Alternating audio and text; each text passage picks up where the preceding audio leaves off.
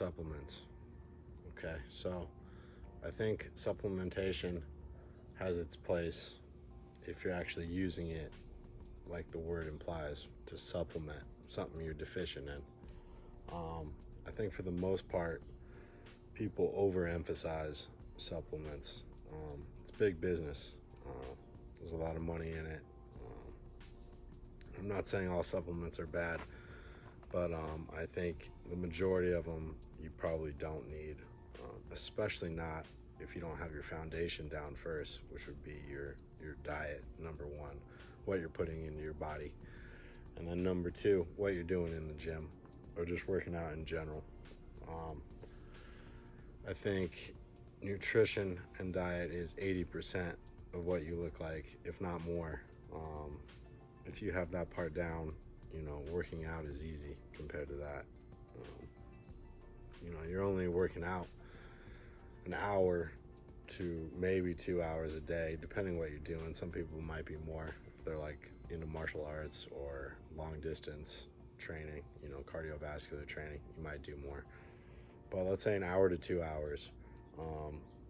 What are you doing those other 22 hours of the day? That's the challenging part. And supplements, I think, try to fill that void of maybe having a lackluster diet. So for me personally, I try to get like all my vitamins, minerals, and protein from whole food sources and not powders and supplements, stuff like that. There's certain supplements that I take, mainly vitamin D, just because we're all kind of walking around deficient in that. Also take a B vitamin, a multivitamin when I'm cutting. And then I do have a plant-based protein powder on deck for when I'm not able to get my protein from whole food sources. So, 9 out of 10 days, I'm not using that powder. It's mainly if I have a long day at work or something, I'm not able to get a meal in or my meal's in, then I will use that powder as supplementation to make up for it. I think most pre-workouts are garbage. Not that they won't give you energy, they're chock full of stimulants and stuff.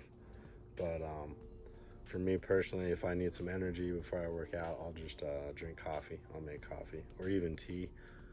But yeah, a lot of supplements, they use proprietary blends. Proprietary, can't speak, but this basically means they're just taking a bunch of different stuff, not telling you how much of it they're using, mixing it all together, and then selling it to you. A lot of big name supplements use this, and it's a great way to make a profit, I'm sure, because you can use minimal of the ingredients and a lot of fillers and just put it all in this one proprietary blend, just call it that, sell it for $30-$40. So yeah, I think getting your foundation right first before you even think of supplements is huge. Mainly the diet, right? The nutrition. Are you getting your micronutrients? Are you getting your macronutrients every day? And then, from there you can work out what you need to supplement with. I do like some herbal remedies too. Ashwagandha, probably pronouncing that wrong, just to help me sleep at night. I take maca root in the morning sometimes, in my coffee. Yeah, but my supplementation is minimal. I try to get my nutrients, my vitamins, my minerals from fruits and veggies, lean meats, mainly fish for me, and things like that. Another supplement I'll take is magnesium, just because I feel like I don't get enough of that through my diet. Mainly take that at night as well with the ashwagandha to just kind of wind me down. These aren't sedatives by any means, the ashwagandha or the magnesium, but they can help kind of put you in a relaxed state.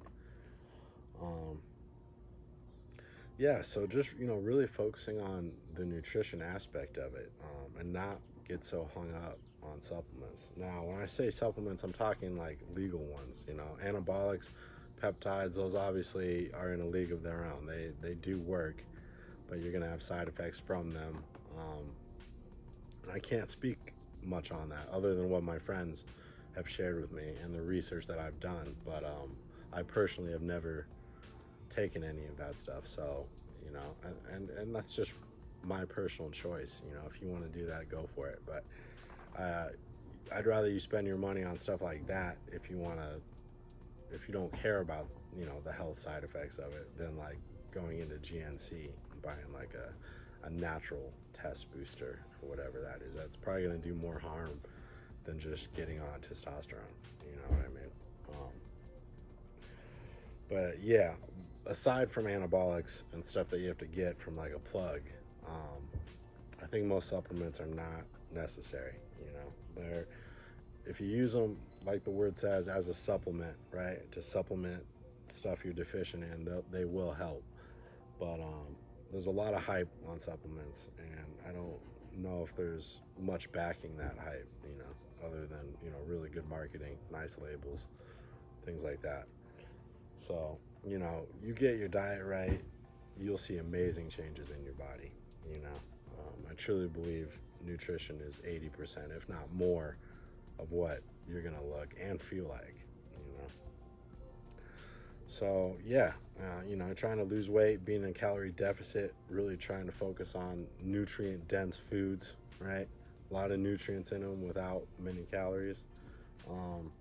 Trying to gain weight, you might need to do the opposite. Try to get caloric dense foods where you're getting a lot of calories in a small amount of food. So like peanut butter, almond butter, great examples for bulking. I add a significant more amount of almond butter and stuff when I'm trying to put on weight, just because, you know, there's so many calories in it. Trying to lose weight, it's less almond butter and peanut butter, stuff like that. More fruits, more vegetables, more nutrient dense foods. And then I supplement more when I am cutting, just because I'm not getting as many calories and micronutrients as when I'm bulking, right? So I will supplement with like a multivitamin. Um, yeah, but my supplementation list is low. You know, I don't have to budget for my supplements. Unlike the food I eat, I do have to budget for that. I spend a lot of money on the food I eat, because I'm buying whole food sources, not buying protein powders and things like that. Like I said, I'll use that as a backup, you know, for emergencies when I'm traveling, things like that. But so yeah, I think protein powder has its place, you know, especially if you're not getting adequate amounts of protein through your diet. I just think that comes secondary to getting protein from whole food sources. And that goes along with all the other vitamins and minerals that I've talked about too. You're going to absorb it better when it's from a whole food source. It's going to be of higher quality. You never know where a lot of these supplements and vitamins are sourced from. So it's important to do your research on brands too. You know, transparency, I think, is number one. If a brand is being very transparent where they got their stuff from, that's a good sign, as opposed to if you have to do a bunch of digging, go on third-party sites just to figure out, you know, what country their protein is, you know, their protein powder is sourced from, as an example. But yeah, supplements, they can be useful. They can be a tool in the toolbox, but, you know, really building the foundation through diet, through exercise, those are going to get you the gains that you're looking for.